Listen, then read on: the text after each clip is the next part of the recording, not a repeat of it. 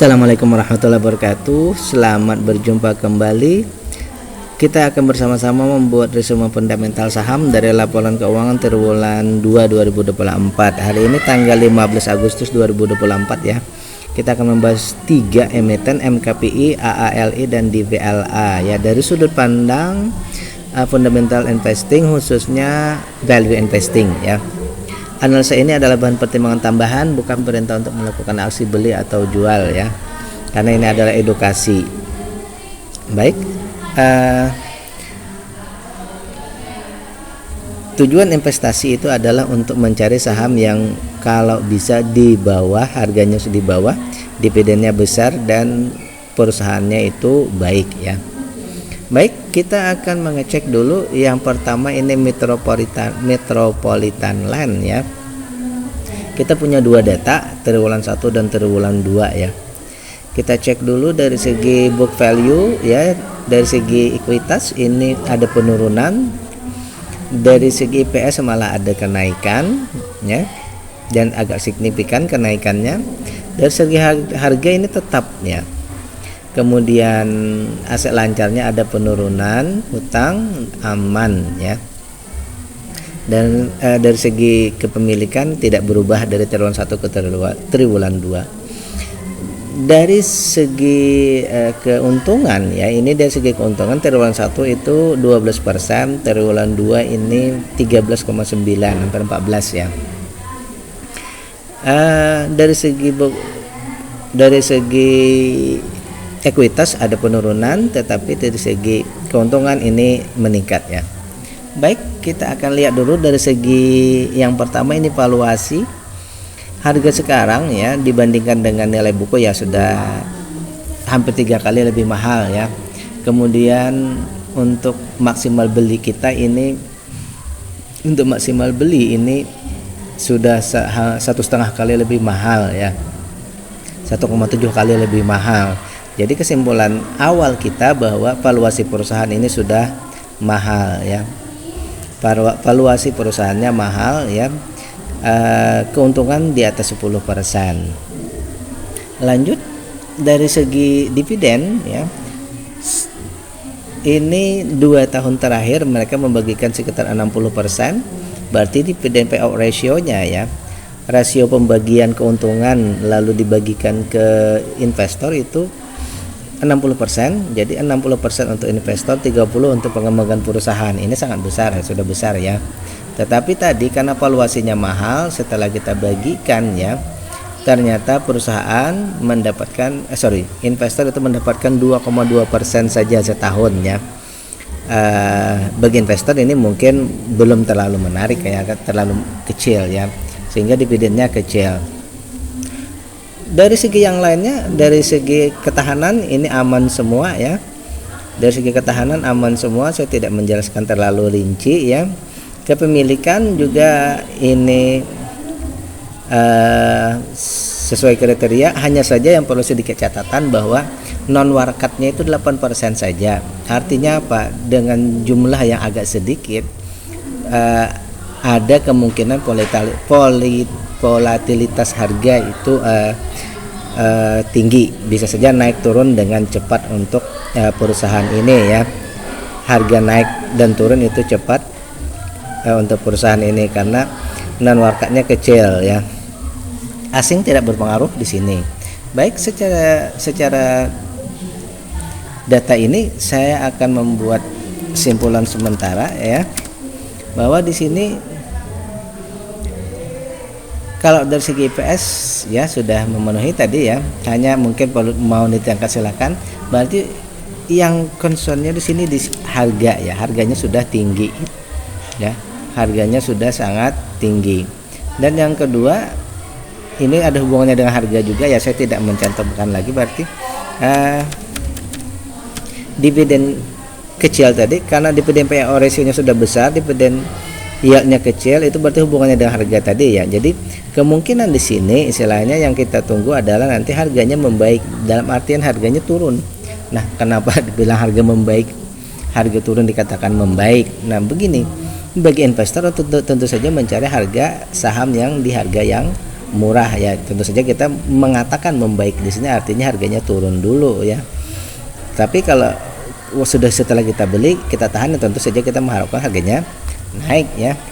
Jadi di sini harga membaik itu dalam artian maksudnya turun menuju ke harga wajar ataupun harga murahnya ya. Bagaimana kalau IPS-nya dinaikkan? IPS dinaikkan bisa ya. Tentu saja semuanya akan berubah ya. IPS-nya jadi 2000 misal. Kan semuanya ada perubahan juga ya, misal 2000 tadi. Iya. Di dividennya terjadi peningkatan. Baik, itu dulu pembahasan kita untuk yang pertama ya. Jadi concern kita di sini adalah menunggu harga membaik. Misal kita turun ke 15.000, 20.000 misal. Ya. Masih belum di sini berarti wajarnya di 10 ribuan ya, berarti mungkin 10.000 ya, semuanya berubah menjadi wajar. Oke. Itu analisa kita untuk saham yang pertama, MKPI. Kita menunggu harganya yang lebih rasional. Yang kedua AALI ya, kita baru dapat satu data saja ya. Mudah-mudahan di triwulan berikutnya ada perbandingannya ya. Bahwa perusahaan ini ya keuntungannya 617, sementara nilai bukunya ini 11.000 ya. Berarti keuntungannya 5% saja ya. Berarti di sini masih di bawah kriteria kita 5% sebenarnya ya. Harga sekarang 5 ribuan, sehingga ini berdampak juga ya. Dari segi book value ini harga masih di bawah 50% ya. Karena tadi nilai perusahaan itu 11.000, harga baru 5.000 ya. Ini berarti sangat murah ya. Kalau harga sekarang bergerak sampai ke nilai bukunya itu sudah 100% ya. Kemudian dari segi maksimal beli ini kan di 6 ribuan, sekarang baru 5.700-an. Berarti di sini ada diskon juga 7%, tapi kalau yang seperti ini kriteria namanya kriterianya wajar ya. Baik, jadi simpulan awal kita bahwa perusahaan ini valuasinya bagus, tetapi dalam kondisi yang wajar ya, belum murah. Lanjut di tahun 2022 itu perusahaan membagikan dividen 45%, sekarang turun sedikit 44,9, tapi anggap sama saja 45 lah. 45% dividennya berarti dari 617 rupiah itu separuhnya dibagikan ke investor ya, 278. Jadi separuhnya masih ada keuntungan untuk perusahaan. Jadi ini sangat fair ya. Namun dari 44% itu ya, karena evaluasinya yang wajar tadi ya, otomatis dividennya ini mendekati sih sebenarnya 4,8 hampir 5 ya. 4,8 hampir 5 ya. Mendekati sih. Tetapi kalau kita ratakan dengan 30%, tentu saja dia baru 3%. Ini sangat, akhirnya kalau dia ratakan itu kecil benarnya ya. Oleh karena itu dividen yieldnya saya masukkan kriteria menjadi kecil ya. Baik, dari segi ketahanan sekarang. Dari segi ketahanan ini semuanya oke ya, dari segi ketahanan semuanya oke. Ini bagus sekali ya. Tidak ada masalah. Jadi tidak ada masalah dengan perusahaannya, hutang tidak ada masalah ya. Keuntungan juga ada tapi kecil ya. Dividen akhirnya kecil juga. Terakhir yang jadi masalah di sini adalah non warkatnya, masyarakat di bawah 5% yang membeli saham ini hanya 2,6%. Ini termasuk sangat kecil ya, kalau menurut saya pribadi sangat kecil ya. Sehingga berpengaruh juga ya, berpengaruh nanti untuk ke volatilitas harganya. Kemudian juga di sini bahwa dari 20% itu 5%-nya ya, 5%-nya asing. Berarti di sini asing ada 25% ya. 25%. Jadi pergerakannya ada, tapi belum kalau menurut saya 25% itu tidak terlalu signifikan ya. Sehingga kesimpulan kita untuk perusahaan ini ya, sebenarnya dari data ini berarti ya, coba saya kasih dulu. Berarti ini ya, muaranya di sini dulu yang pertama ya, bahwa IPS-nya ini harus meningkat. Kenapa? Karena untungnya tadi baru 5% kan. Untungnya baru 5%, berarti ya IPS-nya harus ditingkatkan ya. Kalau masalah harga itu karena ini valuasinya wajar, mungkin kita tidak terlalu menghitung ke harga ya. Berarti di sini IPS-nya yang harus meningkat, itu yang pertama. Yang kedua tadi non warkatnya. Ini termasuk sangat kecil ya. Seharusnya ini ya minimal 7,5% tadi ya. Jadi di sini sangat berpengaruh nanti ya. Baik, jadi kesimpulannya untuk perusahaan ini, perusahaannya bagus, oke.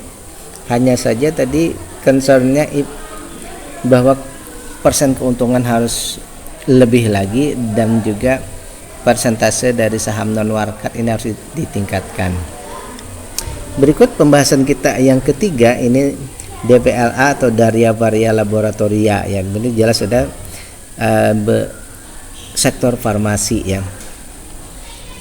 Keuntungan 151, nilai buku sekarang 1.200-an. Jadi untung perusahaan ini sekitar 11 atau 11,5% lah. Sudah masuk kriteria pas-pasan ya. Baik, dari segi book value dulu ya, bahwa perusahaan ini sudah 29% di atas harga, di atas ekuitasnya. Berarti dengan data tersebut berarti perusahaan ini valuasinya wajar. Maksimal beli kita di 1.500-an, sekarang sudah 1.600, berarti 10% lebih mahal ya.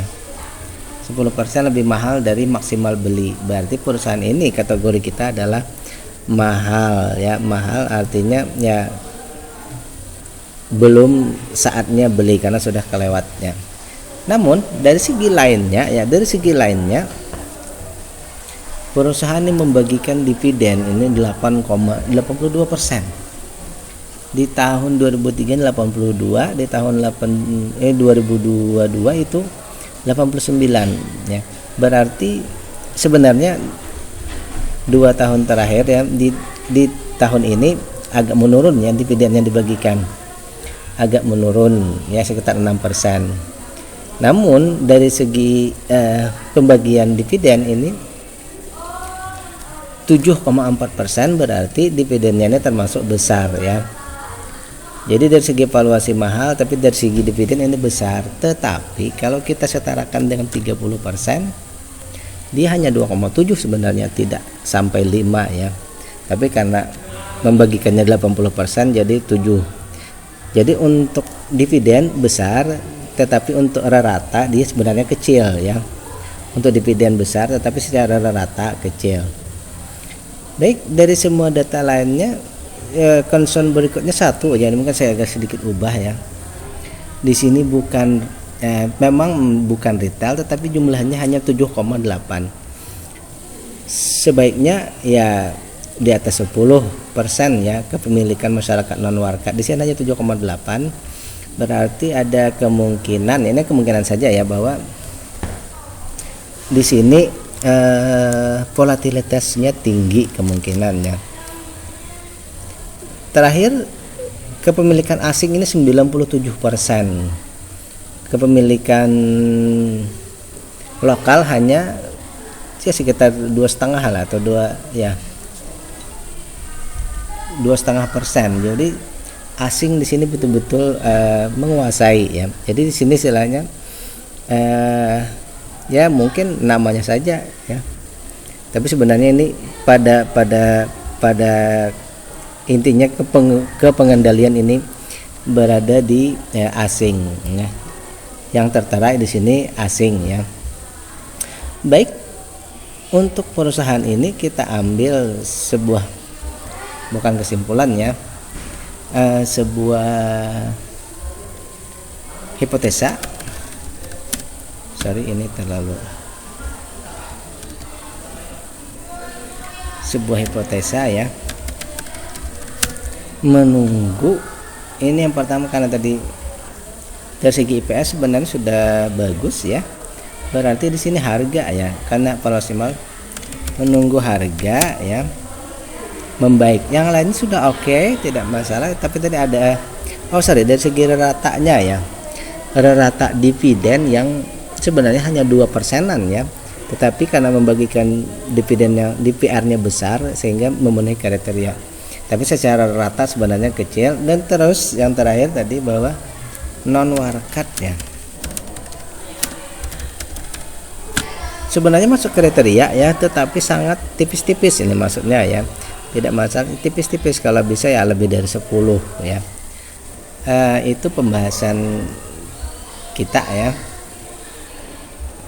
Baik, itulah tadi pembahasan kita tentang 3 saham dan analisisnya ya. Sekali lagi bahwa pembahasan kita ini adalah untuk edukasi, bukan untuk perintah melakukan aksi beli atau jual ya. Demikian, bila bermanfaat jangan lupa untuk klik like, subscribe dan share. Assalamualaikum warahmatullahi wabarakatuh.